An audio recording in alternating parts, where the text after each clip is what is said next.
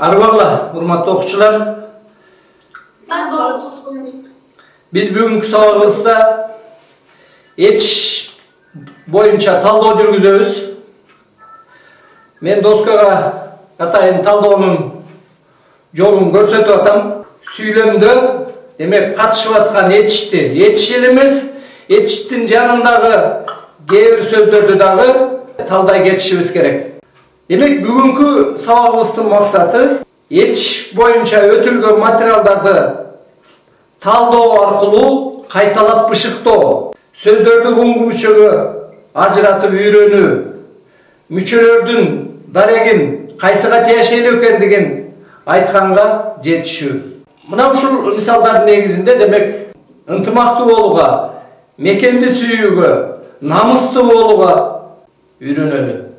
Birinci süйлөмдү окуп атабыз. Men kечке иштегенмин. Эмне кылганмын? İштегенмин. Demek kıymыл hareketi bildirip atkан sözüm ne olup? Etiş tуура. Uşul demek üstüne etiş dep жазасыңар. Etiş. Уңгу мүчөгө ажыратабыз. Demek уңгусу iş, T мүчөсү. Demek belgini карагыла. Söz жасоочу мүчө. Эмнеден эмне жасап атат? Ооба, зататош. Demek зататоштон işte деген etiş жасалды. Demek атоштон же болбосо тактап айтканда зататоштон etişти жасоочу T мүчөсү экен. T'nin негизги мүчөсү, башкы мүчөсү кайсы эле? La, la, la, le, lo, lö, da, de, do, dö, ta, te, to, tö дегенбиз варианттарын. Demek T зататоштон etиш жасалып атат. İштеген, ген эмне мүчө? Өткөн чактын ага жалпы. Азаматсың. Канат сен айтып атасыңбы? Ооба. Канат азаматсың 5 сага. Өткөн чактын ген мүчөсү. Негизги мүчөбүз кайсы эле? Ганда, Ган варианттарын чоң айтып койгулачы, ган варианттарын. Кан кен гон. Азаматсыңа демек Ган ген гонгөн, кан кен конгөн эле. Демек ошондо ген мүчөсү жалпы өткөн чактын мүчөсү экен. Мин кайсы? Агай бул Азаматсың. Демек жак мүчө экен. Etиш жакталат дегенбиз. Жак мүчөнү караганбыз. Туура айтып атасыңар. Биринчи жактын жекелик түрү. Эми сүйлөмдө аткарган милдети боюнча бир жолу карап коелу. Эмне кылганмын? İштегенмин. Süйлөмдүн кайсы мүчөсүнүн милдетин аткарып атат? Süйлөмдүн мүчөсү кайсы мүчөнүн милдетин аткарып атат? Кош сызык менен сызып атабыз. Туура, баяндооч. Ким? Мен. Süйлөмдүн ээси азаматсыңар.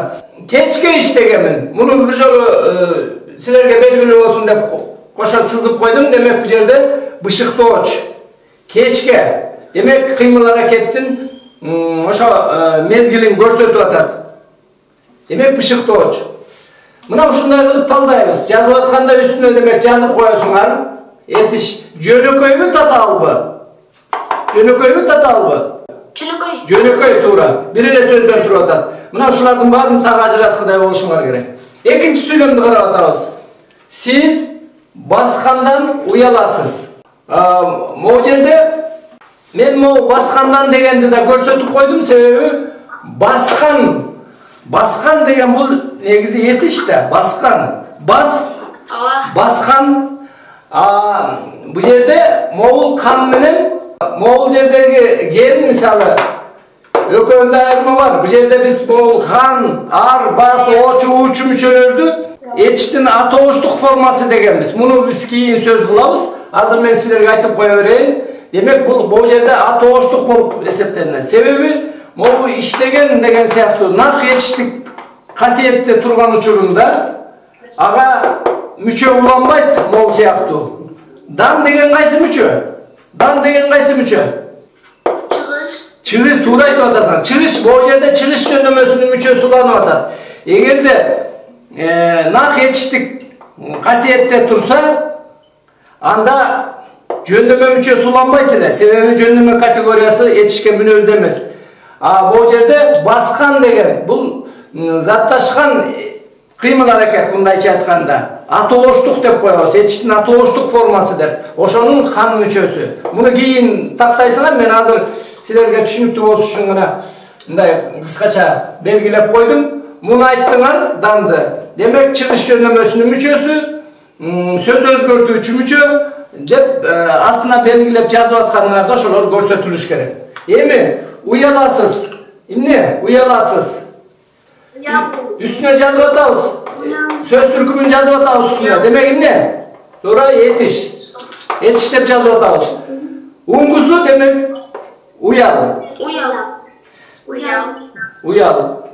Буйрук этиш болуп атат, уяла. Аабыз эмне? Чакчыл дегенбиз. Туура. Чакчыл, Сызжы. Сыз кайсы?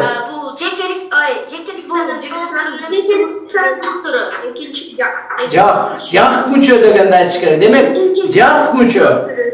Жак, экинчи жак, жекелик түрү, сылык. Андан кийин карды күрөктөп чыгардым. Эмне кылдым? Чыгардым. Могу жерден биз баяндоочу экендигин алдын сызып көрдүк. Демек, буякта талдоону карап коесуңар. Keyinki söylemde emne kıldın çıkardım demek yetiş, jönököy, tuuralı, unguzu çık. Eki ündüğünün ortasında katkalan kı, jumşarıp kı olup yazıldı. Bunu estep koyuşular gerek. Unguzu çıkar. Demek etişten etiş jasalıp çıkar. Belgini karayız, belgiden жаңылбашыбыз керек. Çıkardı. Mına onu aytkanım, çıkardı kayсы? Өткөн чактын айкын өткөн чак. Азаматсың. Айкын өткөн чак. Мычы, эм. Бул жак мүчөнүн. Азаматсың, жак мүчө. Кыскарган формасы туруп атат, Эми күрөктөп, күрө этишеле. Күрөк эмне болду? Бул жерде этиш, күрөк эмне болду? Зататоч. Эмнеден эмне жасалып атат? Этиштен зататоч жасалып атат. Demek kı müçösün bir yaka yazıp atkanыңарда etişten atoğuş жасоочу мүчө деп жазгандай болсуңар керек. Эми ошол күрөк дегенде кайра күрөктө деп кыймыл аракет пайда болуп атат. Демек эмнеден эмне жасалып атат? Туура, зататоочтон этиш жасалып атат. Кайсы мүчө аркылуу жасалып атат? Ла мүчөсүнүн өзгөргөн формасы ла, ле, ло, лө, да, де, до, дө, та, те, то, тө. Тө, мына ошол тө. Күрөктөп, өп кайсы? Чакчыл. Муну биз сөз кыла элекпиз, бирок алдынан эле билебиз биз. Мен дайыма айтып атам силерге. Демек чакчыл, өп мүчөсү. Карды дегенде сөз түркүмү боюнча бул эмне? Сөз түркүмү боюнча кар. Эмне? Сөз түркүмү боюнча кар, зататоч. Туура, зататоч. Д мүчөсү кайсы? Эмнени? Суроо беребиз. Эмнени? Табыш. O tuğra. Kim aytты табыш деп? Алтынай. Абдрахманова? Жамакеева 5. Карап тур. Карды дегенде бул жерде кыймыл аракет эмес да, кар зататоч. Силер жаңылышып атасыңар. Д деген айкын өткөн чак деп биз этиште өтүп аткан үчүн тааныш мүчө катары айкын өткөн. Зататочко чак мүчөсү уланбайт да. Бул жерде эмнени деп суроо берип demek табыш жөнөмөсүнүн мүчөсү жалган турат. Окшош мына булду менен мына молду жана айтканды экөө окшош болуп атат. Мен атайын ушундай мисал жазып койдум. Бул жерде айкын өткөн чак, бул жерде табыш жөнөмөсүнүн мүчөсү. Н, ни, ну, нү, д, ди, ду, дү, т, ти, ту, ту дегенбиз. Эгерде момундай болуп калса, мисалы, бул жерде деле карап коюлачы окшош мисалы. Бул жерде күрөктөп дегенде, бул жерде ла мүчөсү söz жасоочу мүчө болуп атат, күрөктөп.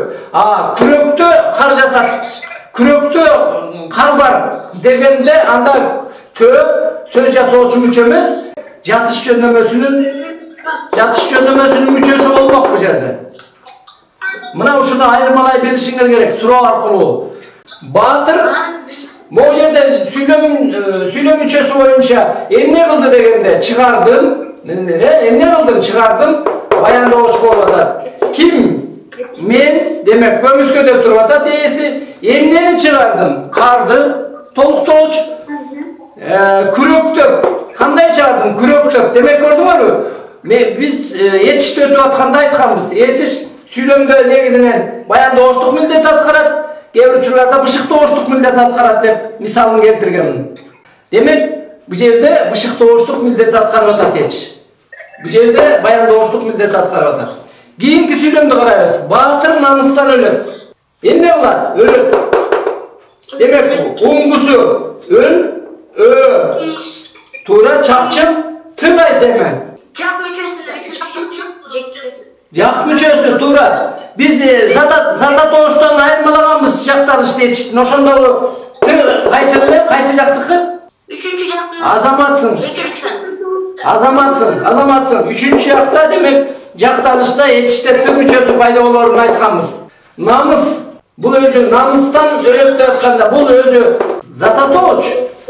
Тан мүчөсү болсо, демек чыгыш жөндөмөсүнүн мүчөсү. Сөз эми ушул жерде астына атайын окшош мисал жазып койдум. Окубаганыма намыстанам. Бул жерде зататооч болуп атса, бул жерде намыстанам деген сөз түркүмү боюнча эмне бул жерде? Söz türkümü boyunca. Namıstanam. Gördün mü? Bu yerde olsa zaten doğuş. Bu yerde yetiş buluyordu. Bu yerde çıkış yönlemesinin müçösünü. Bu yerde namıstan. Neden ne casalıyordu? Namıs degen zaten doğuştan, namıstan degen ne casaldı? Yetiş casaldı da. Demek doğuştan yetiş casalıyordu. Müçö oluyordu. Anı ayttık çakçın. Namıstanam, em kaysı, em. Jak tuttular.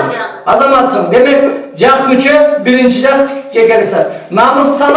Namıstanamın desen de olur. Ekön öten yol verilir. Süylömde azırkı biz taldaganday kılıp, 3 süylömü taldap gelesinden. Negizinen yetiştin çaktarı, jaktalışı boyunca yetişke ıktayız, bирок janındagыларды bilişinlerçe. Biz ötkön, zata toğuştu döttük, sına toğuştu döttük bilişinlerçe. Alarda dağı yazıp üstlerine kaysi söz türküm ekenin görsötüp uңgu müçöge ajıratıp öz belgileri bilen belgilip monday gelesinger.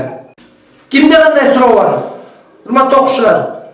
Bugün biz yetişke kayrılıp anın jağı, çağı boyunca özgöçö basım jasadık. Jana süйлömdө atkарган милдеттери түзүлүшү боюнча жөнөкөй дата албы, жасалышы боюнча кандай жасалып атат. Демек морфологиялык жол менен жасалып аткан мүчөлөрдү көрсөттүк, этиштин жасалышындагы. Süйлөмдө аткарган синтаксистик милдетин көрсөтүп алдыларын сыздык.